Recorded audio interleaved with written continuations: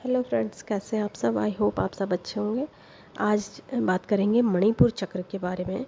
मणिपुर चक्र हमारा तीसरा चक्र होता है। इसका मंत्र रम होता है। पीले रंग की ऊर्जा इसमें हम कल्पना कर सकते हैं। विष्णु भगवान इसके देवता होते हैं। हम जब भी इसकी कल्पना करें, अगर हम किसी ईश्वर को कल्पना में लाते हैं तो विष्णु भगवान को आप यहाँ पे कल्पना में ला सकते हैं। मणिपुर चक्र नाभि से 2 इंच ऊपर होता है। मणिपुर चक्र को जब आप ब्लॉक हो रहता है किसी का, तो क्या क्या प्रॉब्लम्स आती हैं उसे हमें जानना बहुत ज़रूरी है। तभी हम मणिपुर चक्र को बैलेंस करने की सोचेंगे, और संतुलित करने की सोचेंगे, और एक्टिव करने के लिए सोचेंगे। जब तक हमें प्रॉब्लम पता नहीं होंगी तब तक हम बैलेंस करने की इच्छा नहीं होगी, एक्टिव बनाने की इच्छा नहीं होगी, है ना। तो किस तरह से किसी भी चक्र में किस तरह से उस पर काम करना है, ये मैंने अभी मूलाधार के बारे में बताया, स्वादिष्टान के बारे में बताया। अब मैं आपको मणिपुर चक्र के बारे में बताऊंगी। पहले मैं आपको इसे ब्लॉक होने से क्या क्या प्रॉब्लम लाइफ में होती है वो बताऊंगी। सबसे पहले जानेंगे क्या क्या बीमारियां होती हैं मणिपुर चक्र के ब्लॉक होने से।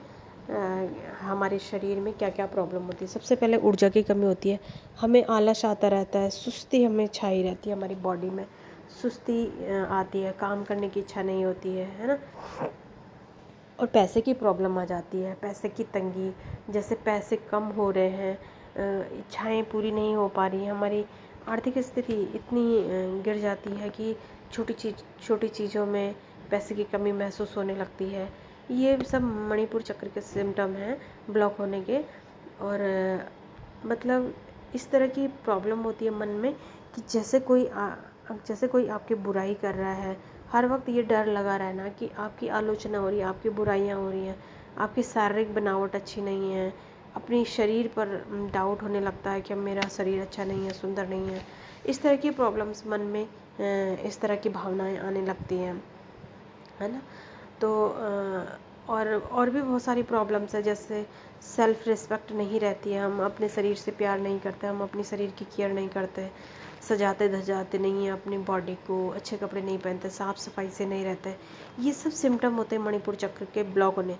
माने कि आप पहले बहुत अच्छे से टिच पिच रहते थे, अगर आप अब ढीला छोड़ते, अच्छे से कपड़ों बिना प्रेस करे कपड़े पहन लिए, बिना धोए कपड़े पहन लिए, इस तरह की अगर आपके अंदर आदत हो रही है तो समझ जाइए कि आपका मणिपुर चक्र ब्लॉक है। आपको अपना मणिपुर चक्र ठीक करने की आवश्यकता है।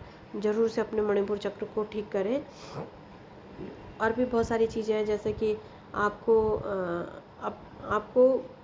आत्मविश्वास नहीं होगा, कॉन्फिडेंस की कमी होगी आपके अंदर। जैसे आप किसी कार्य को करना चाहते हैं, आपके अंदर कॉन्फिडेंस ही नहीं आता कि आप कर पाएंगे या नहीं कर पाएंगे।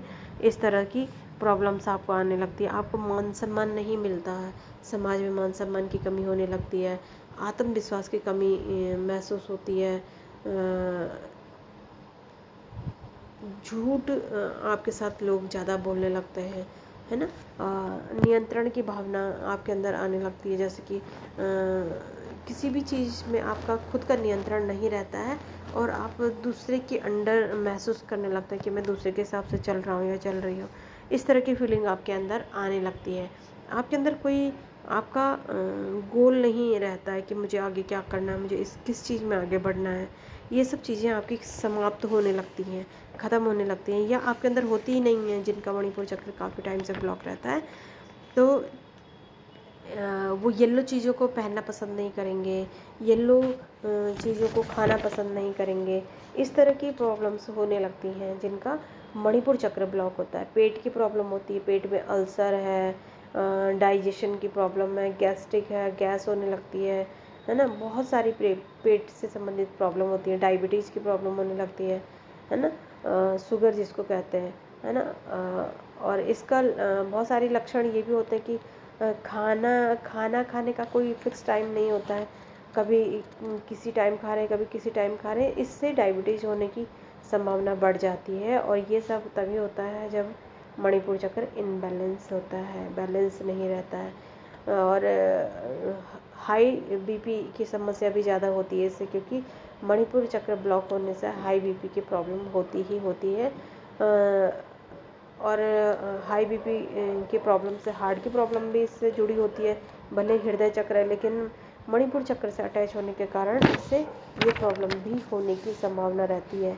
गैस बहुत ज़्यादा बनने लगती है पेट में, थकान और ऊर्जा की कमी महसूस होना, बहुत सारी ऐसी समस्याएं जो जिनसे निजात पाना बहुत मुश्किल हो जाता है जब ये चक्र ब्लॉक होता है। तो पाचन शक्ति बिल्कुल कमज़ोर हो जाती है, कब्ज और चिड़चिड़ापन, है ना। और बहुत सारी ऐसी प्रॉब्लम है जो मणिपुर चक्र ब्लॉक होने से हो जाती हैं। आत्मविश्वास की कमी तो आती है और थकान हर वक्त रहती है, पाचन कुछ भी खाते हैं पचता नहीं है। बहुत सारी ऐसी परेशानियां शुरू हो जाती हैं जब मणिपुर चक्र ब्लॉक हो जाता है। अपना कोई फ्यूचर ही नहीं दिखाई देता है, अपनी बॉडी से कोई लगाव नहीं होता है, कभी कहीं कितना टाइम निकल जाता है, कभी आपने शीशा नहीं देखा होता है। मतलब इस तरह की अपने आप से प्रेम रहता ही नहीं है जब मणिपुर चक्र ब्लॉक होने लगता है या ब्लॉक हो जाता है। बहुत सारी ऐसी प्रॉब्लम्स है फ्रेंड्स, समाज में मान सम्मान, धन की कमी, इन सब चीज़ों की कमी होने लगती है। आपको रिस्पेक्ट नहीं मिलती है, कोई आपकी बात सुनना पसंद नहीं करता है, छोटा बच्चा भी आपकी बेइज्जती करके चला जाता है, आपकी इंसल्ट करके चला जाता है। आप बोल नहीं पाते हैं अपने मन की बात दूसरे के सामने।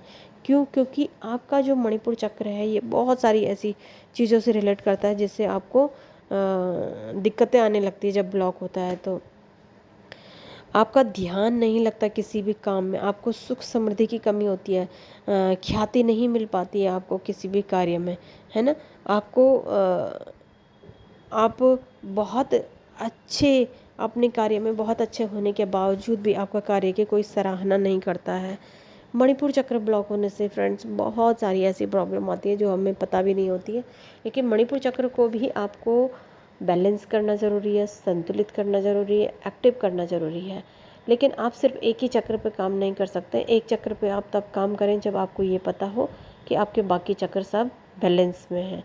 अगर आपको ये लगता है कि आपको मालूम ही नहीं हो रहा है कि कौन सा चक्र आपका बैलेंस है, तो ये सारे सिम्टम्स से आप अंदाज़ा लगा सकते हैं।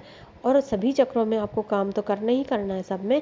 जैसे कि मैंने पहले बताया था मूलाधार चक्र में 10 मिनट टाइम दें, अब आप मूलाधार चक्र में 5 मिनट टाइम देंगे। अब आपने स्वादिष्टान चक्र भी काफ़ी टाइम से आपने बैलेंस कर लिया होगा और संतुलित कर लिया होगा। अब आप उसको भी कम टाइम 5 मिनट का टाइम रखेंगे।